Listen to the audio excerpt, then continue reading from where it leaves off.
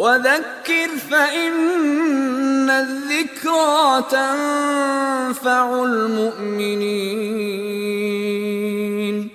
السلام عليكم ورحمة الله وبركاته. بسم الله الرحمن الرحيم. الحمد لله رب العالمين والصلاة والسلام على رسوله الأمين وعلى آله وصحبه أجمعين.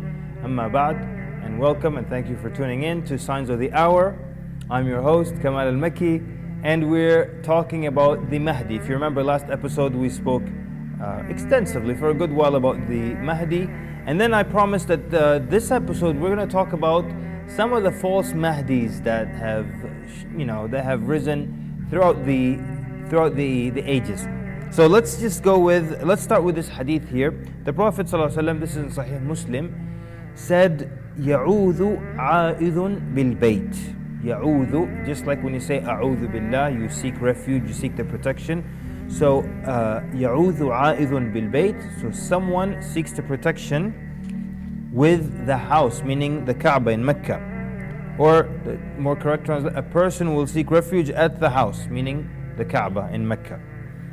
فَيُبْعَثْ إِلَيْهِ بَعْث. So an army will be sent to him, meaning sent to kill him. فَيُبْعَثْ إِلَيْهِ بَعْث فَإِذَا كَانُوا بِبَيْدَاء مِنَ الْأَرْضِ. So when they reached the open ground, okay, there's an area called al-Bayda, which is just an open area, open space with no houses in it. خُسِفَ بِهِمْ. The earth will swallow that army up. Alright, so someone seeks protection at the house, and then an army is sent to destroy him, and when they reach this open area of Bayda, the earth will swallow up that army. قِيلَ يَا رَسُولَ اللَّهِ. To the companions, they asked, "Ya Rasulullah, فَكَيْفَ بِمَنْ كَانَ كَارِهًا." What about those that were coerced to be part of that army? So the earth swallows up the whole army. Not everybody's a bad guy there. What about those who were forced to come out with this army? They didn't want to, but they're just compelled. They say, okay, I'm going to go, but I'm not going to do anything. I'm not going to hurt anybody. And then when they get to this open area, the earth swallows them up. What about these people? قَالَ يُخْسَفُ بِهِ مَعَهُمْ وَلَكِنَّهُ يُبْعَثْ يَوْمَ الْقِيَامَةِ عَلَى نِيَّتِهِ. The Prophet ﷺ said he will be swallowed up. The earth will swallow him up as well. He will be swallowed up with them, but he will be resurrected on the day of resurrection, on the Yawm al-Qiyamah, based on his niyyah, based on his intention. So those who went there with ill intent, who intent to kill and do this and that, they'll be resurrected based on their intention. And then others who went there because they were forced to, but they didn't want to harm anybody, they'll be resurrected on the day of judgment based on their intention as well. We said if you put them all together, you get a more complete picture of the story of the Mahdi. Which, I'll tell you something interesting. When you put them all together, you see a story that makes sense chronologically, the events make sense, it's a complete story. You understand? You know, like when you have, let's say, 10 people, and each one of them just by themselves gives one part of a story, and then you put it all together. Is it going to be coherent? Is it going to make sense? The answer is no. What am I really saying here? There were some people, some of the contemporary, I'm not going to call them scholars, but just, speakers, all right? And this is like in the Arab land specifically. And a lot of them challenged the story or the authenticity or even the idea of the Mahdi. Even though we have authentic ahadith, we have weak hadith and we have plenty of authentic hadith that speak about the Mahdi and his coming and everything. They said, no, this stuff was just put together, it was fabricated, it was not, it was just glued together, made up by people who were deviant and people who were intending to scare and terrify the ummah. Then how do we have such a story, a complete story with no contradictions? That's the real question. If random people with bad intentions throughout the ummah faked these hadith about the Mahdi, then the story wouldn't make any sense. It wouldn't have a beginning, middle, and end. It would just be, okay, one time the Mahdi is here, one time he's over there, but that's not the case. It's something to think about. All right. Now, last time, one of the things also we wanted to mention, this is an authentic narration again, and by the way, another argument they made is that none of the hadith of the Mahdi are in Sahih Muslim or Sahih Bukhari. Alright, what's the problem? These are not the only authentic books of hadith. The example I have here, this is an authentic narration from Sunan Abi Dawood. The Prophet ﷺ mentions that a Khalifa dies. then a civil war will break out. So a person from my Ahlul Bayt will leave Medina running away from it to Mecca. Okay? So what do we have so far? We have a Khalifa that dies. So there's got to be a Khilafah, and then the Khalifa dies. Then there's a civil war. Another hadith says 3 sons of a Khalifa. They pull the Ummah into the civil war, the likes of which the Ummah has never seen. So a person from my Ahlul Bayt, from my family, meaning from my lineage, shall leave Medina, running away from it to Mecca. From Medina to Mecca. And the fact that he was running away, the scholars mentioned that it indicates that he was targeted, that someone was interested in him or had something about him. So they were looking at him carefully and he's targeted, so they sent someone or a group after him. So he leaves Medina and he goes to Mecca, and he shall reach the Kaaba, and people will force him out of his house. Remember what I said last time? People force him to give the bay'ah. Whereas everyone who claims that they're the Mahdi and you should follow them, they're asking you for the bay'ah. He doesn't want it, they force him out of his house and give him bay'ah between the Rukn, the black stone, and the Maqam of Ibrahim. So right in that area, he will stand and people will force him to accept the bay'ah. Then the Prophet ﷺ mentions, then Muslims from Khurasan will go to join him. And he says, when you see the army, give bay'ah to the Mahdi. Okay, well the hadith mentions that if you see him, if you know and hear of the Mahdi, get to him and crawl, even if you have to crawl over snow, to give the pledge to him. Alright. He says, I saw in a dream something very strange. The Prophet ﷺ mentions this hadith. I saw in a dream something very strange. A group of people from my ummah will intend to attack the Kaaba because a man from my descendants has sought refuge in it. It's very similar to the other ones, just seeing it from a different angle. As the army is camped at Bayda, Allah will cause the earth to open up and swallow the army. Okay. So let's do a quick recap here. Combining the narrations together, we see that the Mahdi will seek refuge in the Kaaba. There will be some political turmoil, civil war. He leaves Medina to go to Mecca. And when an army is sent to destroy him while he's in Mecca, and then while they're at this open area of Bayda, the earth will swallow them up. And then he will lead, then people will give him bay'ah between the black stone and the Maqam of Ibrahim. Then people will, we said unanimously, just everyone will know this is the Mahdi. There will not be, people on the sidelines, righteous people. Is that him or not?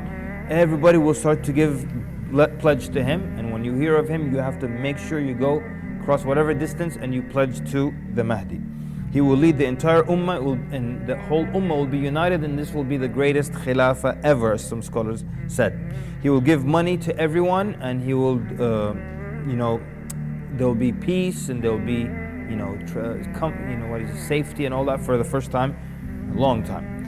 In Sunnah Abu Dawood, the Prophet ﷺ mentions يَمْلِكُ سَبْعْ سِنِينَ. He will rule for 7 years. And then the Dajjal comes. So all this happens, and then the Dajjal comes during the time of the Mahdi. And the Mahdi then, even though he knows he cannot kill the Dajjal, he puts together an army and they fight against him on day 1. Now, with the Dajjal and stuff, of course we're going to get to all these details when we get to the Dajjal, but our point today was the Mahdi. And then so they have a fierce battle against the army of the Dajjal. Then on that, so they go to sleep at night. That morning, that Fajr, they make the Iqamah. And right before the Mahdi moves forward to lead the Salah, all the believers, they look up and they see Isa alayhi salam, Isa ibn Maryam coming down. And the Prophet specifically mentioned with one hand on the wing of one angel, the other hand on the wing of another angel. He describes the garment he'll be wearing, its color, his hair, what it looks like, and he comes down right amongst the believers. And so they rush to him. They rush to Isa alayhi salam. And he wipes over their faces and he tells them their rank, their place in Al-Jannah. And then Al-Mahdi tells Isa ibn Maryam, تقدم يا روح الله. But Isa ibn Maryam pushes him from his shoulder like this, and he tells him the Iqamah was made for you. Now, a number of things here.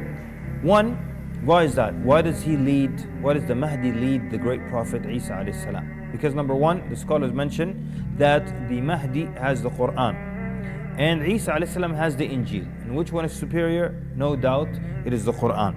Two, they said to indicate that he's not coming as a new prophet. Rather, he is coming as a follower of Muhammad sallallahu alayhi wasallam. That's why some scholars said something interesting about Isa alayhi salam. They said this actually makes him a companion as well, because he saw the Prophet sallam. How? During the ascension journey, he met the Prophet sallallahu alaihi wasallam, and of course believed in him as a prophet.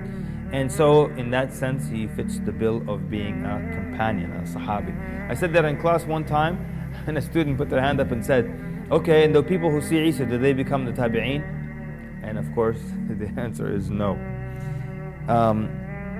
But also, so those are the two reasons. The third one is that also as respect, that this man assembled this whole army and he is leading them, and they already made the iqamah for him, so as respect, he let him lead. And what's interesting is, after this point, we do not have a single word about the Mahdi after this. Not a single word about the Mahdi. We don't know if he lives until the time of Isa alayhi salam, continues living and just goes into retirement, has children, gets married. We don't know if he dies. We don't know anything about him after that. And the explanation is now the real star, Isa alayhi salam, has shown. So at that point, really nobody cares about the Mahdi. There's no comparison between a Mahdi and a prophet, and a Mahdi and one of the 5 greatest prophets of Allah at that. So, but since we're more or less kind of done with the Mahdi, let's look at some other quote-unquote Mahdis that have shown up in history. All right. There was. Let's start with what we mentioned last time, that some of the Rafidis, what they used to be called back then, today we call them the Shia, claimed that the Mahdi is the last of their 12 Imams. So these are the 12er Shias. The Mahdi is the last of the 12 Imams, and his name will be Muhammad ibn al-Hasan al-Askari. And they believe he's from the descendants of al-Hussein, not al-Hasan, as we Sunnis believe.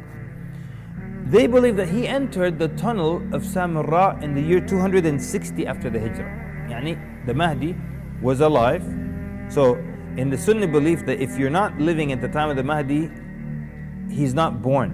And if you, 500 years ago, the Mahdi was not born. We don't believe that he's alive on earth and hiding somewhere. But these people here, they said that he went into this cave in Samarra in 260 after the Hijrah. So he was alive, went into that cave, and he's not going to come out until it's time to come out. One very important thing to remember when you do something like that, or extreme Sufis who say Al-Khadr, the Prophet Al-Khadr who met with Musa alayhi salam, is still alive.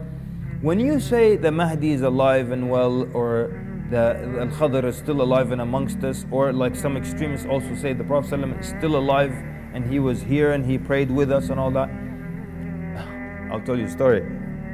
There was one of the shuyukh that I studied with. He was in Medina.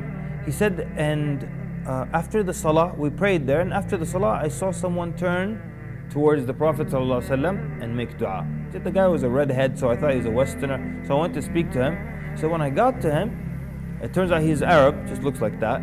And he said that, I told him, Ya akhi, we should always make our dua to Allah Azza wa Jalla, to Allah subhanahu wa ta'ala alone. Do not pray to anyone else, no intercessors, nothing.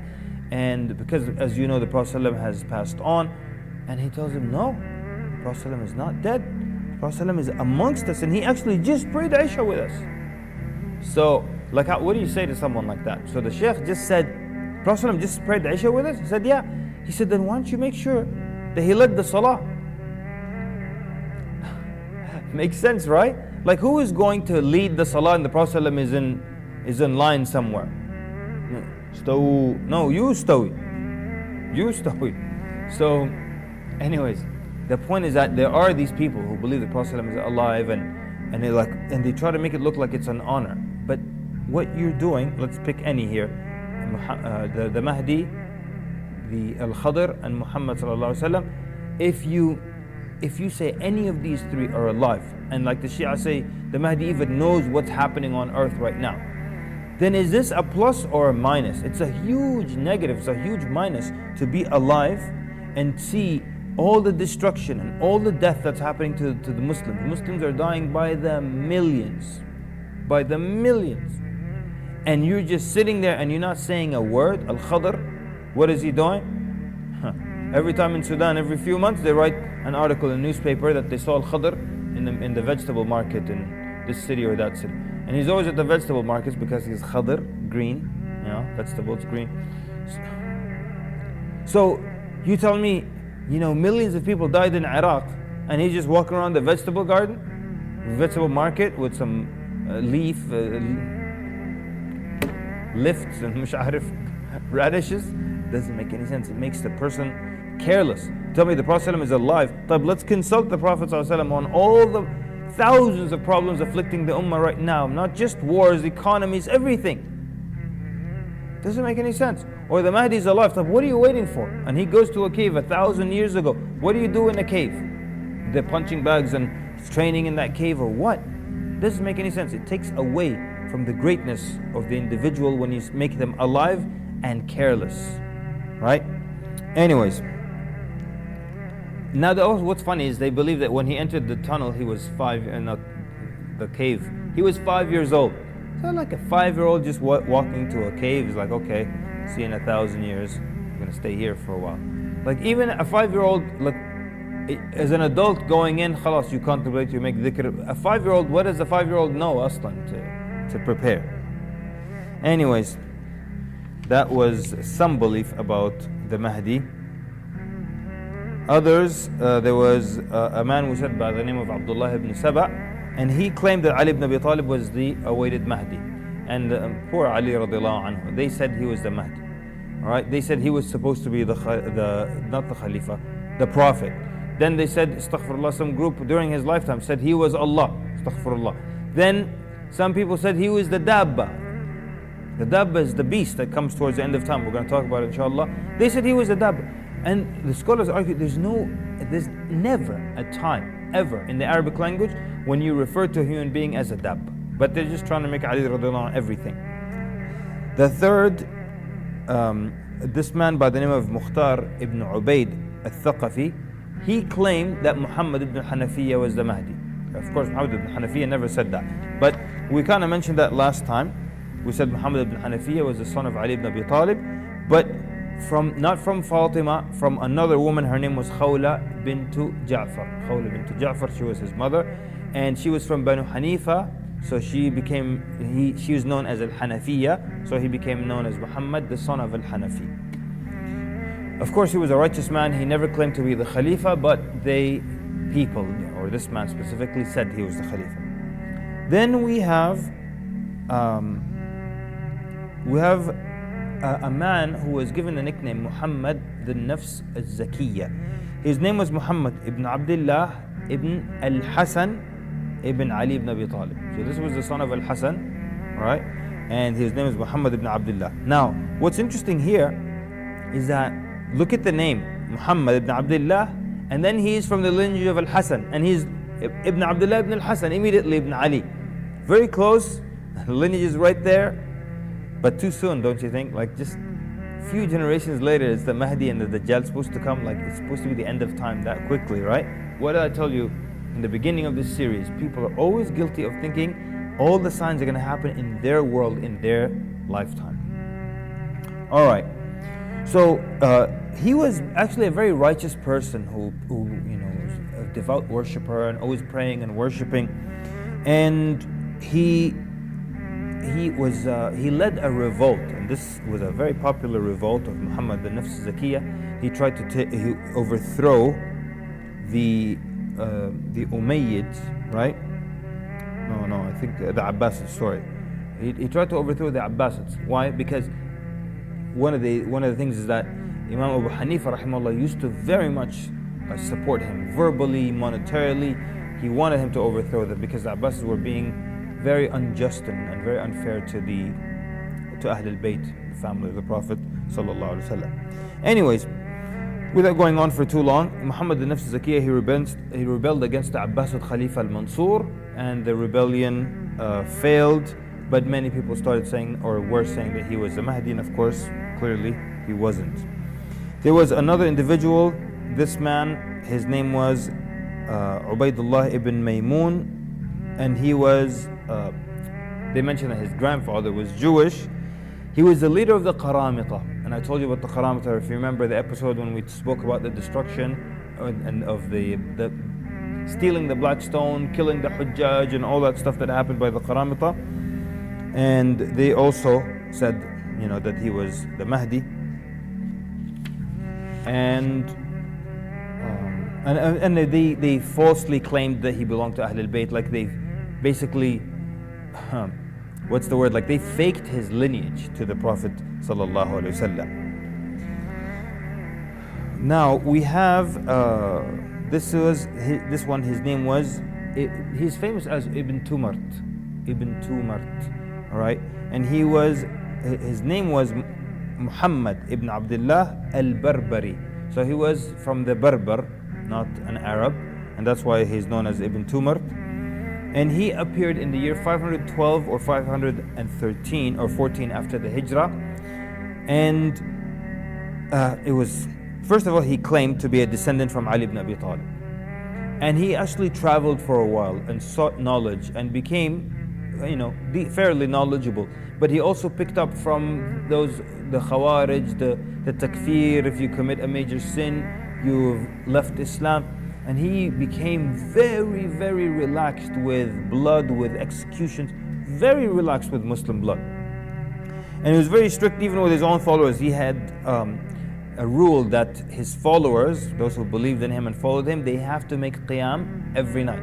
And if they don't, they get whipped in the morning. And he employed a number of very dirty tricks.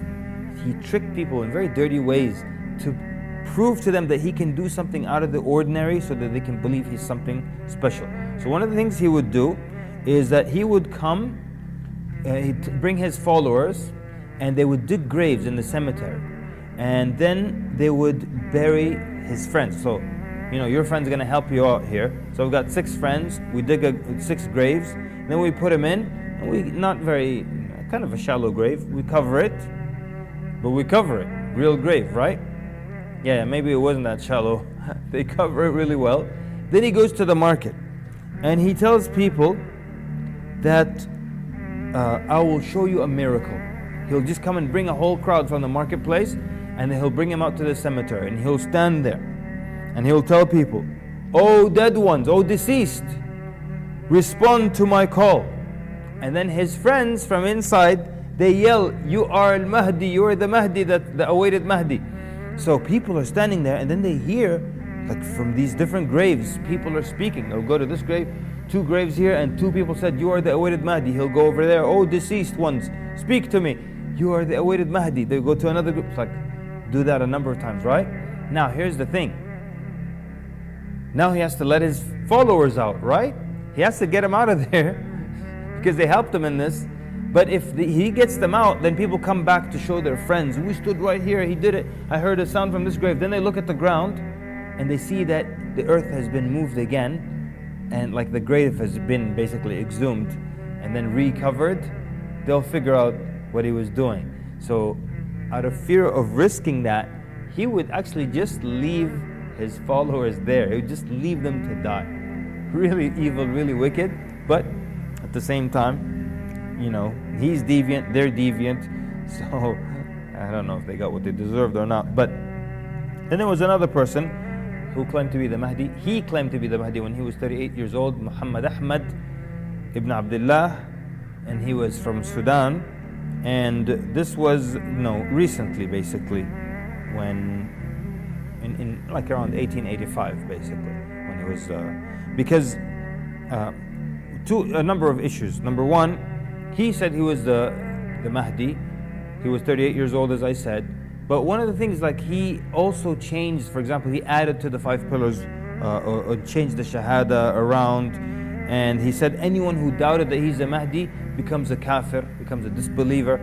And it's obviously clear that he was not the Mahdi.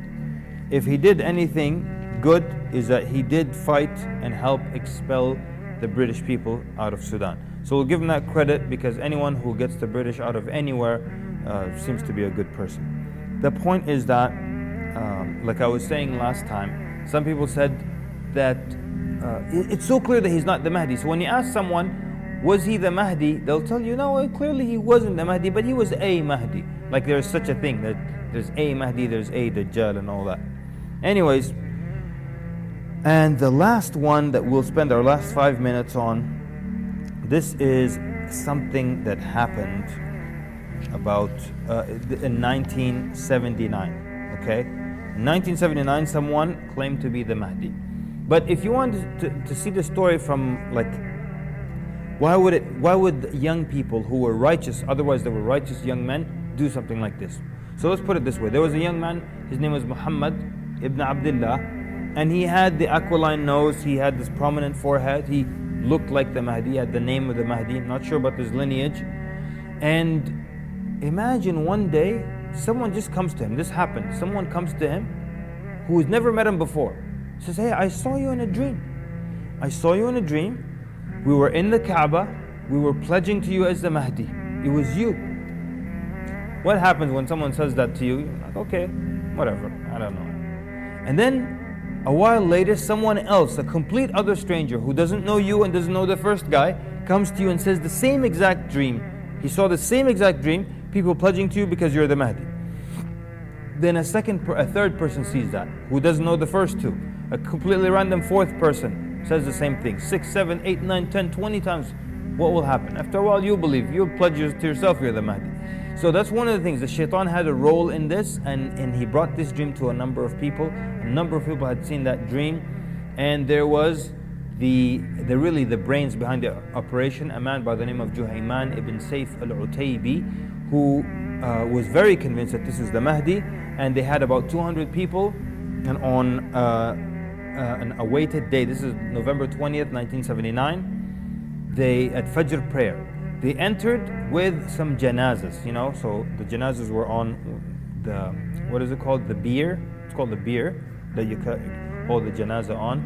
And see, in the good old days, things were beautiful and innocent, right? And every time someone does something wrong, new safety measures are put in place and there's more paperwork. Back then, you could just come in with a deceased on a bed and lead the salah and then leave and have the salah led over them, and then now you need certificates and all that. It has to come through channels because of this incident really, where they came in with these janazas, but they were actually not janazas. They were just ammunition and weapons that were covered. They had them covered like that. So after the Fajr prayer, this man Juhayman ibn Sayf al-Utaybi, he got up and he grabbed the microphone and he began to pontificate and give a long lecture about the corruption and the evil and all the things that are happening. And then he says, and I have with me a man who is the Mahdi, and we'll all give pledge to him. Now, the Imam of the Haram was able to sneak out at this point, and then they got up, they brought the Mahdi, which now already doesn't fit the story. All right, it doesn't fit the story that he leaves Medina fleeing to Mecca. That didn't happen. They bring him out of his home and force him to accept the pledge. That also didn't happen. He didn't even have a home in Mecca, and they forced him to accept the pledge, but he wasn't forced to accept it. He wanted the pledge. Why was he there? Why was he part of this 200 people who had this plan? So then they went and they now have the Haram under control. They have snipers on the minarets, and they have weapons, and they have people everywhere. And they trapped like 50,000 people inside the Haram. And they sent the army. So in the beginning it was chaos, people were confused, people weren't sure what was going on. Even some respectable scholars started to think this maybe is the Mahdi, right?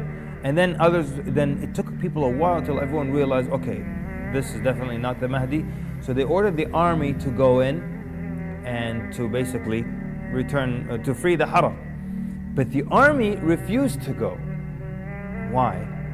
Because they know the hadith of the Mahdi being in the Kaaba. The army is sent to destroy him, and then it's swallowed up when it gets to Bayda. So they refused to go in the beginning.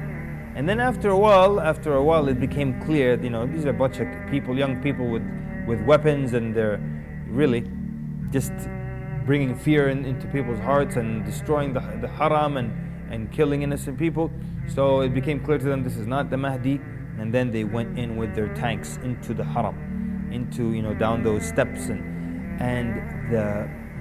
this took 2 weeks, by the way. 2 weeks they were barricaded in the haram. And so what happened was, then the Juhayman and his people, I'm not going to say the Mahdi, but Juhayman and his people, they went down into the basement of like where they have Zamzam and all that, and they burnt, like they smoked them out with like burnt tires. That's why if you ever see pictures of the captives, they had like black faces with soot on them. Then they flooded that area, they electrocuted it, and they caught, I think, about 60, I can't remember if it was 68 or 63 I think of them were captured alive, including Juhayman himself. But the man who was supposed to be the Mahdi died in the firefight. Some speculate, we will never know for sure, some speculate that Juhayman himself killed him, because that man realized, and he was just a righteous young man, but they were all misguided, and he realized that this is not the story of the Mahdi, and maybe wanted to turn himself in. Maybe Juhayman killed him, we don't know, we can't speculate, but the point is that he didn't make it. And then the others, the 63 that were captured, 58 of them were executed in different parts of the kingdom, and then that was the end of that fitna, which became known as Fitnat al-Haram or Fitnat Juhayman. That was a little bit about the Mahdi and a bunch about the false Mahdis, until next time, where we finally get to start with the Dajjal. Sallallahu barak ala Muhammad wa ala alihi wa sahbihi ajma'in. Jazakumullah khairan for your attentive listening. Wassalamu alaikum wa rahmatullahi wa barakatuh.